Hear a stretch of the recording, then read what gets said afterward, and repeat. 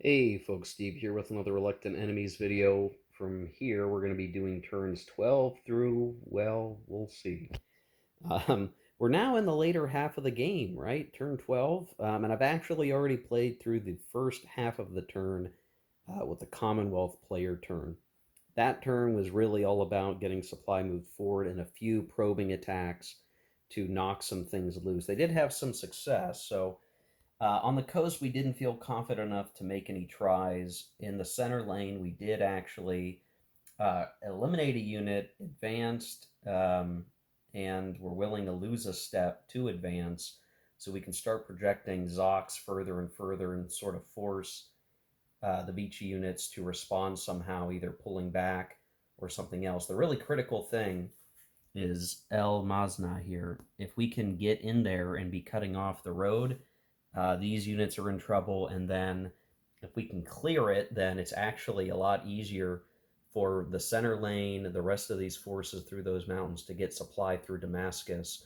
Rather than trying to run supply up to Merjeun, we can focus on getting supply up the coast only, and then even our center lane progression is getting supply through Damascus. So that's really the critical place right here. We did actually manage to eliminate a unit with combat here, though we retreated rather than take a step loss. So we're attriting Vichy slowly but surely. Vichy is going to get one unit back from reconstitution. We are watching our flanks so this guy can't come down and cause too much trouble. But yeah, it's when the reconstituted units come on the board, that's definitely where you're like, okay, I think I'm about to break this open and win the game, and then bloop, here comes two fresh units. Right where I don't want them to be, and the struggle, the grind continues. Um, so yeah, getting supply to where we want it continues to be a challenge. We want to keep moving. I think we're maybe a few combats away from breaking open some of these fronts, and maybe the end game comes in. But every time we go, the Vichy have found one other way to kind of slow things down. But I think we're really hitting the critical point because there's just not many more units to go at this point. They can scrunch things down a little bit. The fact that they've been forced back into this open terrain is really where the Vichy is going to have trouble. But it is the Vichy half of the turn as I'm recording this. It is just the beginning of that, so they have an opportunity to try to make something else happen. And I think they're going to probably want, from here on out, their counterpunch capability is pretty weak. So probably want to make they'll probably always want the Commonwealth to go first from now on so that they can't get a double turn. Um, and really, any double turn, like double turns won't help Vichy. They will help the Commonwealth if the Commonwealth get them. So I think we want to try to, as the Vichy, minimize double turns wherever possible and not let them get anywhere. I will say that the air cover over Rayak Air Base did very well and has managed to cause steps to these bombers here because they got intercepted and then they chewed up these guys on the abort. And so even the Commonwealth bombing power has just been reduced dramatically by the Vichy air. So the artillery barrage and even naval barrage, air barrage, all these barrage capabilities are definitely reduced. Naval, because we don't get it every turn as the Commonwealth. The air, because they just got chewed up. And the artillery, because we're not getting enough supply to everywhere we want to be able to make the difference that we need. So, I mean, it continues to be a struggle, even if you think, okay, at this point, it is going to probably be a Commonwealth victory. It is interesting to see, can we go the distance? How many more turns can we last, knowing that we're in trouble here? And I can definitely say I've probably played Vichy in the early game not as well as I should have, and that's really contributing to the game state. Had I been able to play a little bit better, maybe this would be a lot more, even or even more contested than it already is. Maybe there's certainly been opportunities for the Commonwealth to get rolled over if some die rolls went better, and they just didn't. So, all right, we're going to go through with the rest of turn 12, and we'll come back as we start getting into turn 13. Okay, here we are after, geez, turn one, two, three. First half of turn 13, the Commonwealth went. The Coast, they didn't do much, so they got rid of their DG. But they did make a push.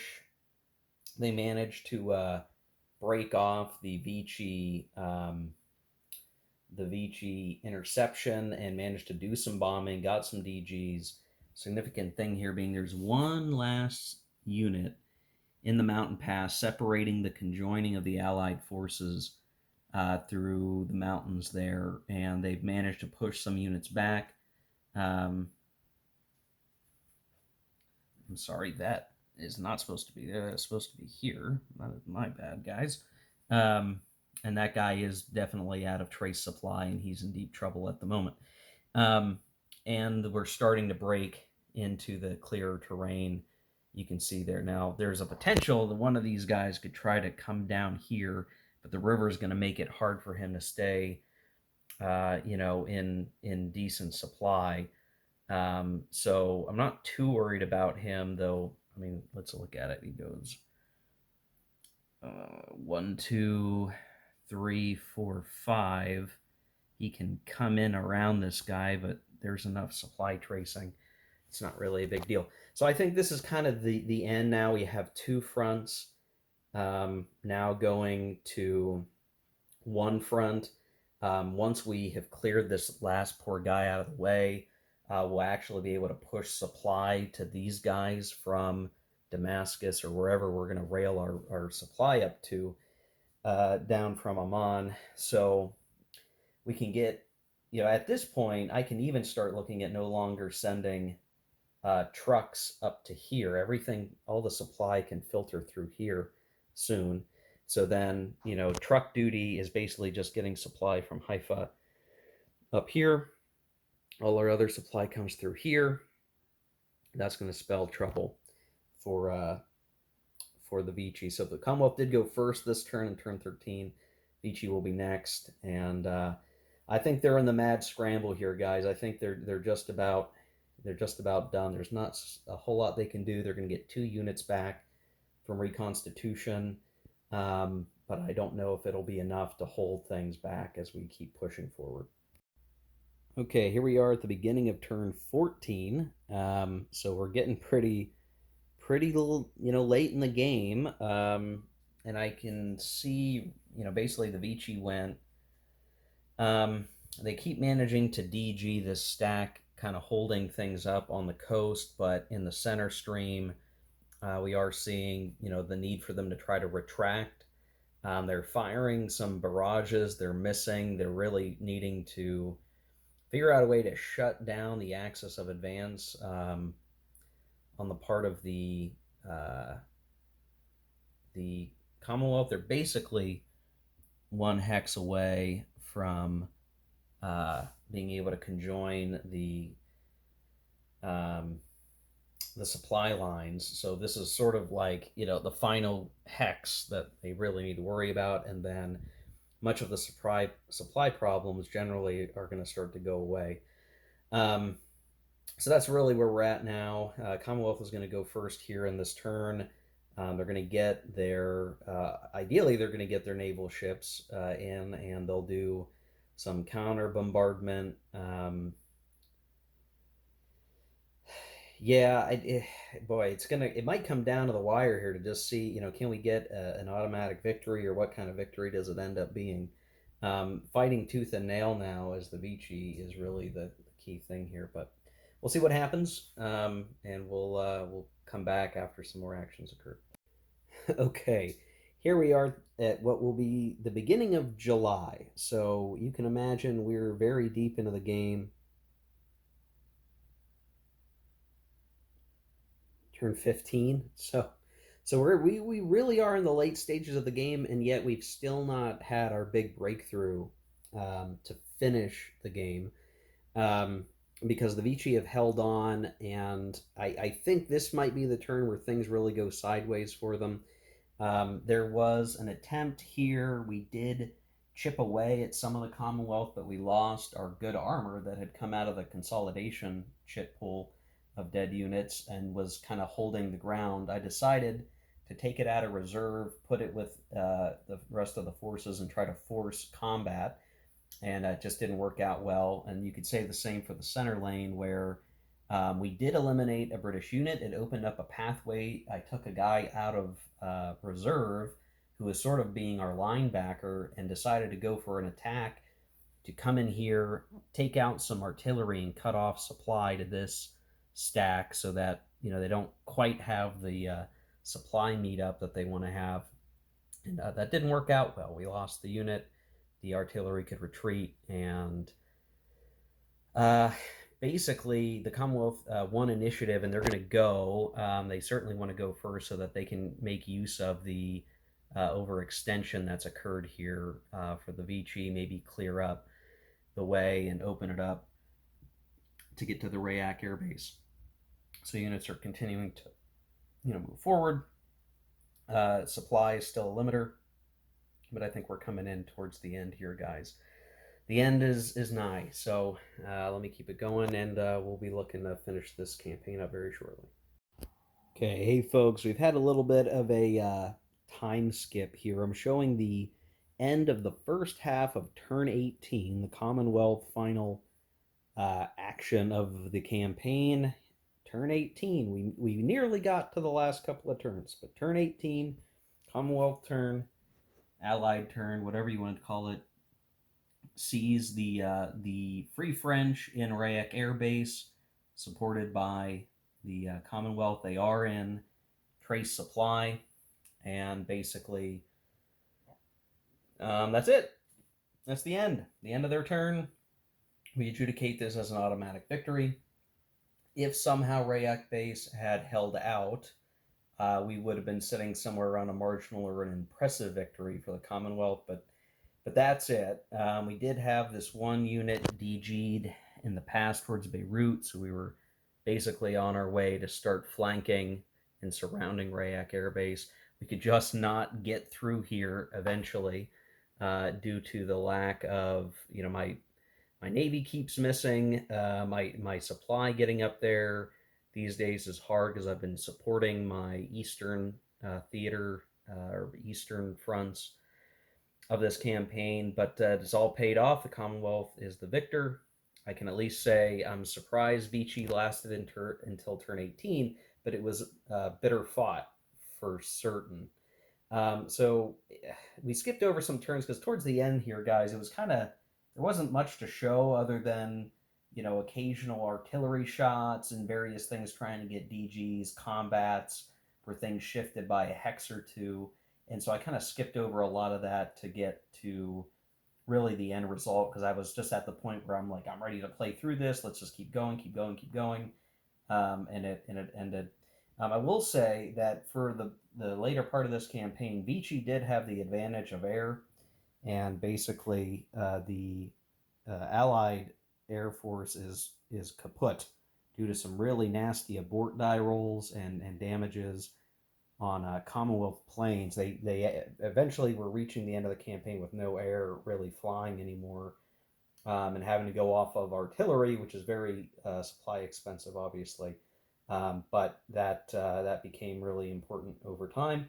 I think what I'll just do from here, guys, is I'm going to switch gears to a post-mortem for this, and we'll spend the rest of this video, again, just talking post-mortem, how the campaign went, holistically across the game, and what I've thought so far. So it's been an interesting ride. We hit 18 turns out of a potential 21. And I said early on, I think this was going to be a Commonwealth victory, but certainly there were points in the campaign where it didn't have to be that way, and even certain points where had Vichy just gotten some better die rolls, they might have really broken through a Commonwealth line, cut some guys out of supply, and really put Commonwealth under threat. I think a lot of the time, because of the way that the lanes are sort of set up and where you're going, it wouldn't be too hard to knock the Commonwealth out of supply if you can make a breakthrough somewhere. You can run somebody down and basically cut their supply, force them to eat off the map. And if they don't have a good depot they're drawing from, they could starve out pretty darn quickly. Um, and we just didn't see that happen. The other thing in the recent turns that we've been playing is, you're really reliant on artillery to make a big difference in some of these combats. I mean, it was really just getting to the point where, with the congestion in many areas, if I couldn't fire artillery, or I wasn't willing to do it, I wasn't going to get anywhere. I could try to make a combat happen. That combat would maybe force me to take a loss, which I didn't want to do, and would be, if we're lucky, force the defender to retreat. But very often, they would not have to unless I was really, really willing to spill blood. And while, yes, the Commonwealth certainly has an advantage in the number of forces over time, you really can't afford to throw your units away because you do need them. You need them to flank. Like I really needed a lot of these units up here just to create the circumstance where I could get around some of the Vichy forces after overruns and various things were going on. So you definitely, at no point going through the mountains did I feel like I could throw lives away. A couple of times I was willing to take a step to force a retreat, but that was just to get them out of the mountains eventually. It's not something I could keep up diligently. So getting supply up there and then doing the artillery, get the DG, get the disorganized. If you don't get the disorganized result, then you're going to have to wait. And so you don't spend a lot of supply attacking at that point. You wait for the next go around. You get some more supply. You try the artillery again. If you get it that time, then you blow out your supply trying to get a bunch of steps to attack. I mean, there definitely be cases where, like, hey, if I'd like to really make this work, I'm going to have to attack with 4 or 5 units, and that's a whole supply point that took time to get into position. The real saving grace for the Commonwealth was the fact that once we're getting to the point where, like, we met the supply lines, the trace of the roads here, then we could afford to just rail stuff up through Damascus and supply both fronts effectively. And having a Commonwealth HQ providing supply, and the Free French HQ providing supply as needed, occasionally drawing off from uh, supply that we were trucking up there. And at that point, I was basically deprioritizing supply over here because it was just like it was just easier to get supply up into this region and use it than it was to truck it up here. And because I got to the point where I basically put my, and I'm not sure where it is now, my trucks I put together to just transport um, a strength point, or a strength point, supply point of supply every time I moved that truck, because it was just economically it was better to do that. And I just had to pick. I just had to say, okay, well, this turn I'll try to get a little bit more supply up here, but I'm going to send most of it up this way. And that ended up getting us the win. But had maybe I done better over here, you just sort of you start to prioritize where you're spending supply, because where are you actually getting the benefit for it, and where does it get easier to send supply. And in fact, we ended up with a bit of a dump in Haifa that we just weren't moving fast enough. We weren't moving it because we didn't have a whole lot of trucks. We didn't have enough rail cap, and it was just getting to the point where, like, hey, we're putting all of our rail cap on supply points being moved to Damascus. All of our other supply, so if I get 2.5 supply points, one point was getting railed to Damascus. The other points were ending up in Haifa, where they would get trucked around, and it just never got better for the situation than that. And so that was definitely a constraint. If I split up my trucks into two token trucks again, maybe I could have been affording to supply both of these, here and here a little more slowly. But gosh, yeah, I just had to be spending that supply. There were certainly turns for both sides where it was like, hey, I'm not willing to do a whole lot right now, because I do need to build up that supply for the next swing. And ideally, if I'm trying to build up supply over here, but I have my ships, maybe I can afford a barrage. Maybe I can use some of my supply and see if I can't get a breakthrough on the coast. The coast ended up just being very difficult, and the Vichy ended up retreating to Demora behind the last river line, and we just didn't focus there enough. Maybe I could have gotten over there into Beirut. For a lot of this campaign, I was expecting Beirut to be the automatic victory if we were going to get one. But as the campaign evolved, it just kind of went a different way. Um, Very generally, I think I could have played better as Vici, especially early on. I think there's certain things where, I played a bit conservatively. I didn't realize the strength that I really had at my disposal at some parts with the Vici forces, the armor. I did have an armor over here that I only used in very counterattacky ways in front of Damascus. I maybe could have had some other opportunities and removed some British forces, so it took longer for them to even get into Damascus. It just didn't work out that way, and so that and some bad die rolls for Vici early on kind of tripped them up. And it's like thinking back, like were those die rolls in a vacuum what caused them to lose the game? I don't think so, but gosh, it made it really hard for them to kind of get their feet underneath them when they were just getting hit with really good Commonwealth die rolls on the first turn or two, and every counterattack just went pear shaped every time. That was rough, but I don't know. I still think I did good on defense. That it took until turn 18. We managed to, yeah, be losing forces pretty consistently. I think if I look at my death chart, it's like, the Vichy lost for sure over twice as many units as the Commonwealth and Free French did. But they made the Allies pay for it. They fought carefully. They retreated back into the mountainous terrain and really kind of made that harder. Even fighting through here was kind of an interesting puzzle until they just ended up getting forced into the open terrain where the artillery strikes were much easier. So if you were gonna, you could focus on firing into the plains and then using that as your path to come up and around. So yeah, I mean it. Just looking at it, and eventually, as you can see, there were some units I just left behind. I didn't want to spend the money to gas them up, and I left it to the rest of the units that could walk on foot for a while. Eventually, turn on the gas when we wanted to do some overruns with units from reserve and that kind of thing, and that worked out towards the end pretty well. I think as both sides, I could have used reserves better. There were certainly times where I'm like, oh well, I don't have any reserves this turn, and then the other side wouldn't have any reserves this turn because I was using every unit to either move and advance and like take a new position, or do something to try to move the front line.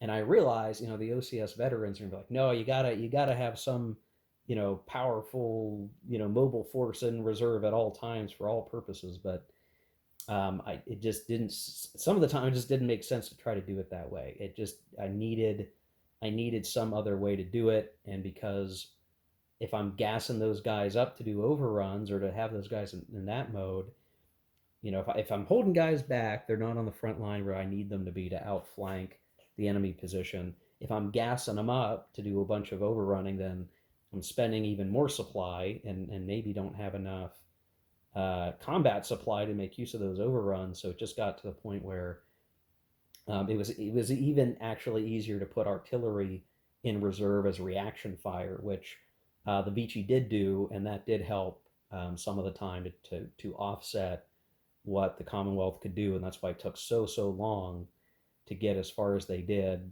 through the mountains, through the valley, and everywhere else. And and really, I mean, that Vichy air power was basically guaranteeing that somewhere, some way, someone was going to get DG'd. Often it was just like, hey, we're shutting down the coastal front. That's just getting nowhere. Even when at various times we thought this is done, we're going to Beirut, we could disorganize those guys frequently enough that they weren't making progress. And I eventually never had what I felt like was enough supply to build an air base over here. And so basically, the Vichy air power could drop bombs as much as they wanted because they were never going into patrol zones. And then likewise, the Commonwealth planes were always flying into patrol zones. And eventually, they were just getting outmatched by the Vichy fighters. I did do some fighter sweeps, but it got to the point where I didn't do that as much. Um, Maybe I should have done that more. So there's certainly things like throughout the whole campaign I can think of and go, oh well, maybe I should have done this or that more than I did.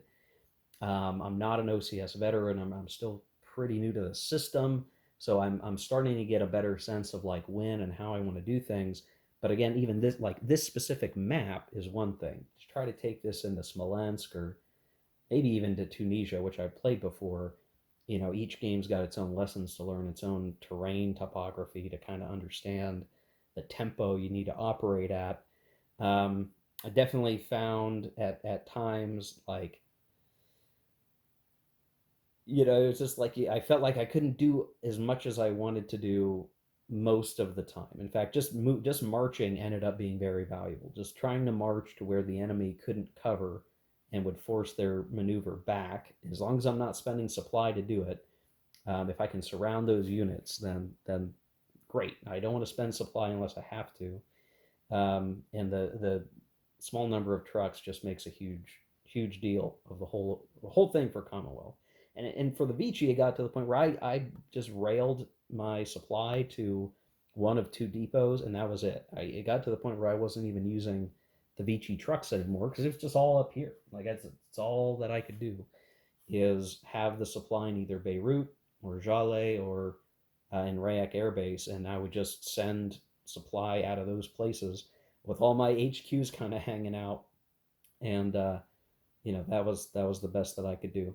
Um, the final maneuvers, it was definitely getting like I was willing to take on more risk a little bit as the Vichy because it was like, hey, if I don't try to do something now, it's game over anyway. And we got some nice hits on the Commonwealth, but even towards the end, we had the one last like fueled up overrun from reserve attack that took Rayak Air Base. That was the final like game winning move. Was we had two battalions gassed up, or well in reserve. They got gassed up. They did an overrun attack on Rayak Air Base. They succeeded. We didn't get like any supply.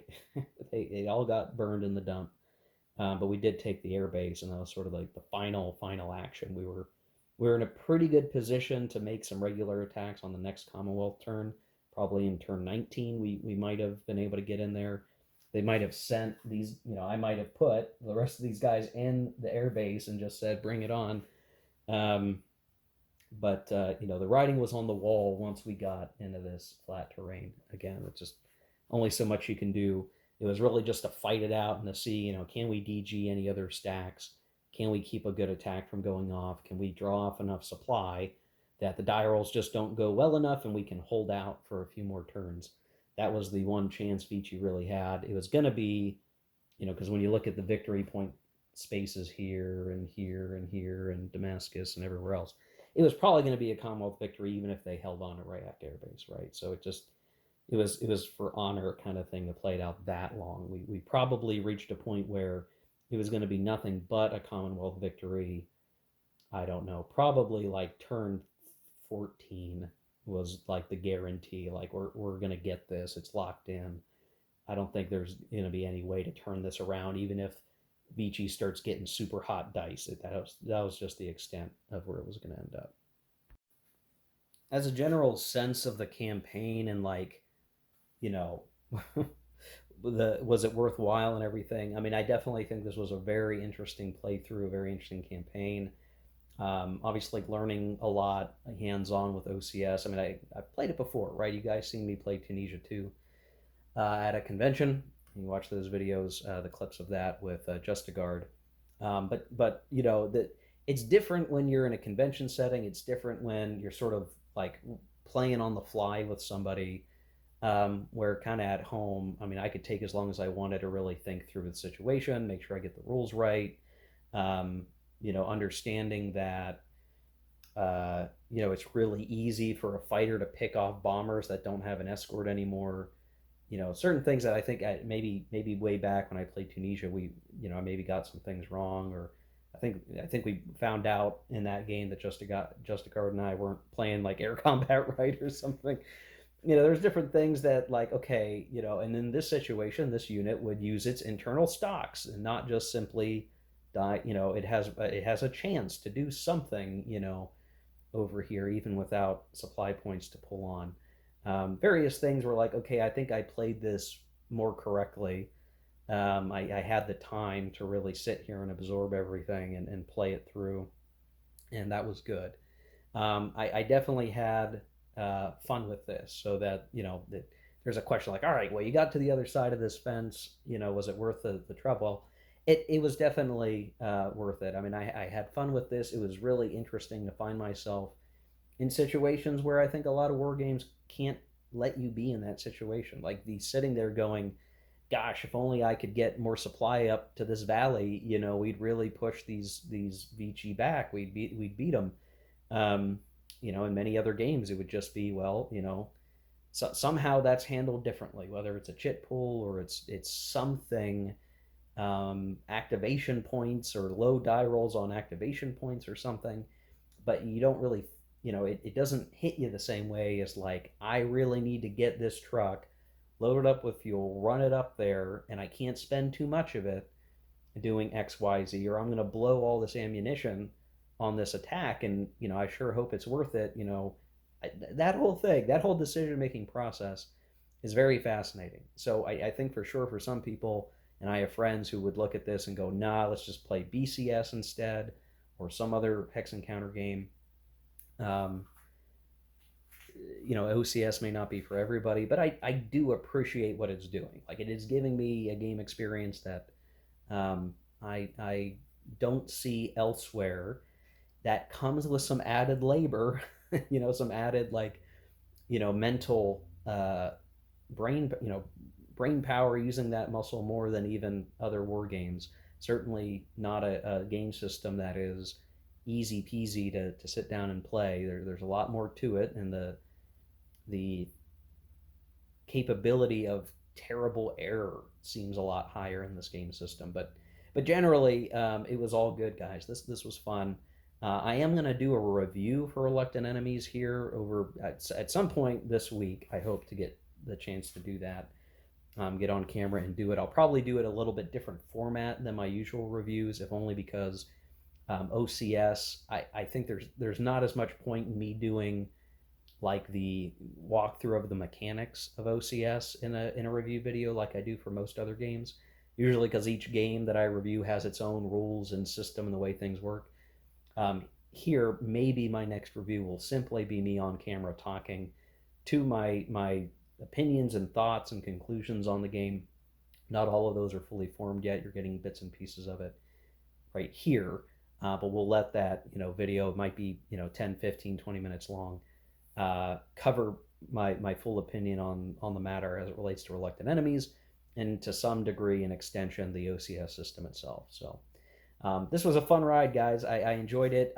It's so funny. This game had been set up on my table for like over a year, or getting close to a year. I had set it up on my table a long time back. If you watch some unboxing videos, you can see the map set up from way back, and I just didn't get a chance for various life reasons, priorities, mental exhaustion from other life things, that I just didn't get it going. And I was a little afraid that I never would, that some of it was like, this is just too intimidating right now. I'm going to put it back in its box and it's going to go away for a while and then I'll never play it. I'm really glad that I got over the hump. I really got through it with the help of the starter guide, and I played it through to completion, and not an early completion, like a good, hey, we got to turn 18 out of 21 game conclusion, and it was worth fighting it out just to see what happens. That's all good stuff. This was good stuff. So um, I am glad that I've finished it. That's a sense of accomplishment, and I'm looking forward to other stuff to play too on the table. So thanks for watching, guys. I hope you enjoyed the video and the playthrough series here, however abbreviated it is. Hope to see you over at the review in the near future, and other videos to come. So take care, guys. Keep gaming. See you later.